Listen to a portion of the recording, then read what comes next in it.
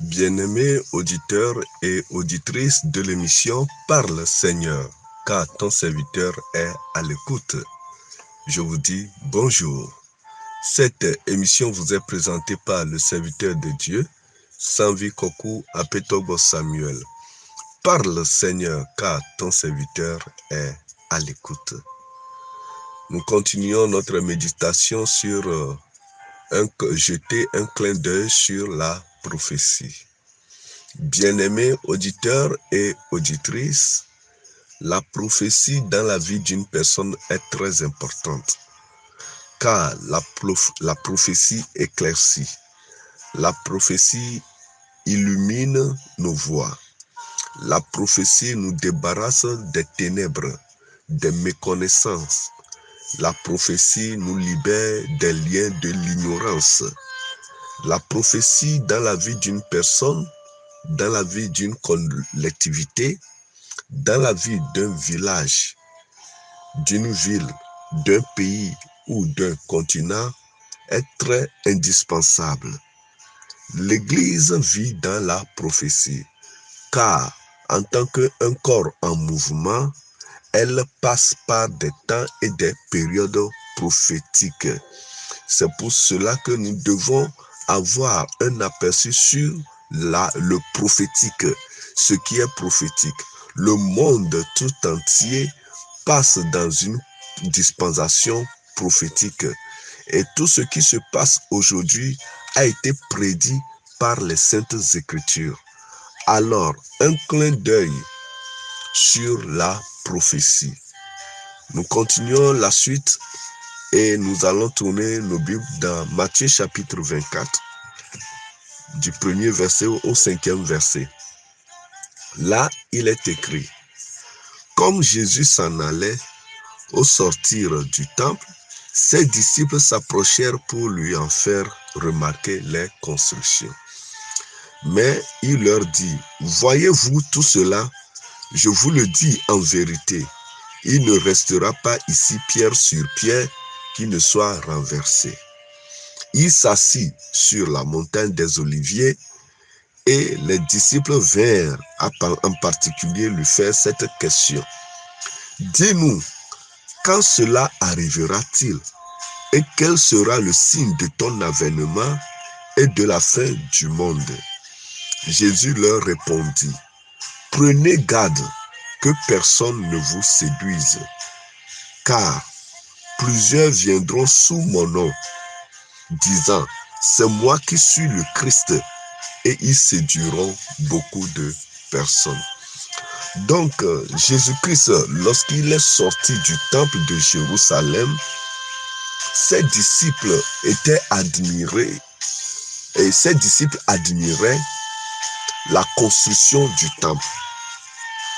Et ils disaient à Jésus: oh maître, vois comment ce temple-là est beau et magnifique. Alors Jésus a commencé par prophétiser et par prédire sur le temple. Et il leur dit: voyez-vous tout cela? Il ne restera pas ici pierre sur pierre qui ne soit renversée. Donc, la prophétie commence, la dispensation commence. Et après cette parole prophétique, les disciples ont dit à Jésus: ah, ce que tu viens nous dire là, quand sera le signe de ton avènement et de la fin du monde? Alors Jésus a commencé par leur donner des signes. Le prophète... Oh.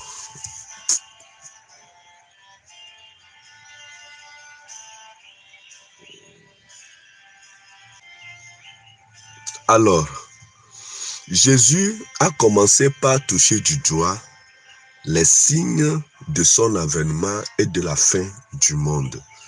Il a commencé par dire que le temple de Jérusalem sera détruit. Et en l'an 70, après Jésus-Christ, le temple de Jérusalem a été détruit. Et c'est le premier signe que Jésus a donné concernant son avènement et la fin du monde. Et maintenant, Jésus continue par dire, la Bible nous dit qu'il est assis sur la montagne des Oliviers. Et c'était un signe. Et les disciples étaient venus vers lui pour écouter le reste ou bien la suite de la prophétie. Si nous lisons dans le livre de l'Apocalypse, Jésus reviendra et mettra pied sur la montagne des Oliviers. Et après cela, nous rentrerons dans une autre dispensation.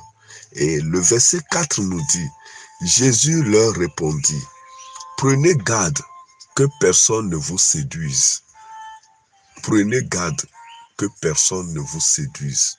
Ça veut dire que dans les derniers moments, dans les derniers temps, il y aura une séduction plus élevée, plus forte, qui serait en telle sorte que ça serait difficile aux enfants de Dieu de discerner si c'est la séduction ou bien c'est la vérité. Il dit, prenez garde que personne ne vous séduise. Il y aura des séductions. Il y aura l'esprit de séduction. La croissance de l'esprit de séduction. La dimension de la séduction serait très élevée.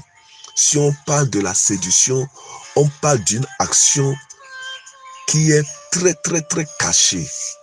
Une action qui influence négativement l'homme, qui le détruit sans que l'homme ne le sache. La séduction ne viendra pas pour que tu saches automatiquement que ça c'est la séduction. Ça prendra une forme de ruse. Ça prendra une forme de lumière.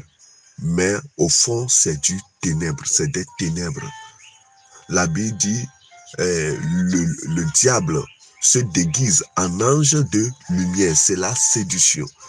Et là, le verset 5 continue par nous dire, car plusieurs viendront sous mon nom, disant que c'est moi qui suis le Christ.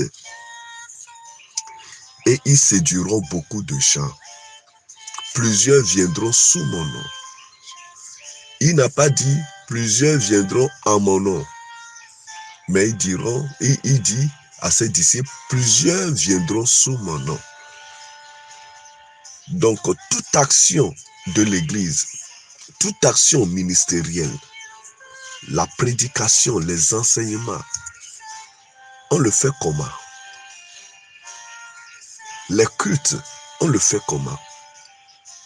Donc, il dit, plusieurs viendront. Aujourd'hui, nous avons beaucoup de gens qui se disent pasteurs, prophètes, apôtres, etc. Plusieurs viendront sous mon nom. Ça veut dire que ces gens-là ne viennent pas au nom de Jésus-Christ. Ils n'agissent pas au nom de Jésus-Christ. Ils agissent en leur propre nom. Ils ont leur propre dénomination. Ils agissent en leur propre nom. Plusieurs viendront sous mon nom, c'est-à-dire qu'ils auront la couverture de mon nom. Ils prendront mon nom comme une couverture, mais ils feront autre chose. L'évangile sera truqué et troqué.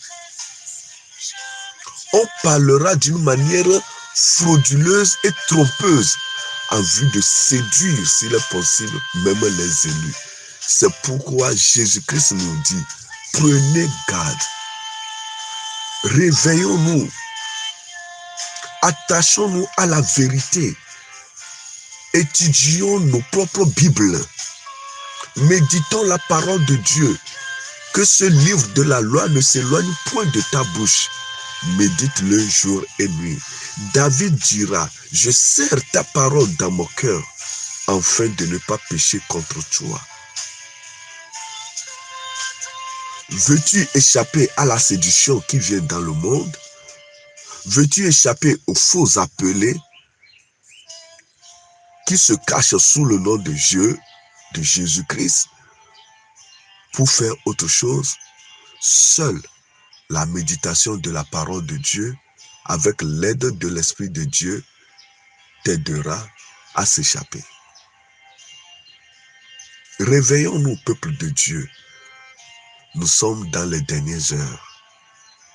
La séduction serait tellement élevée qu'il serait difficile de le discerner. Que le Seigneur nous garde, qu'il nous protège des faux, des esprits séducteurs, Mais pour l'heure, il n'est pas encore trop tard. Le meilleur reste toujours à venir. Paix et joie à nos cœurs et à la prochaine. Bye bye.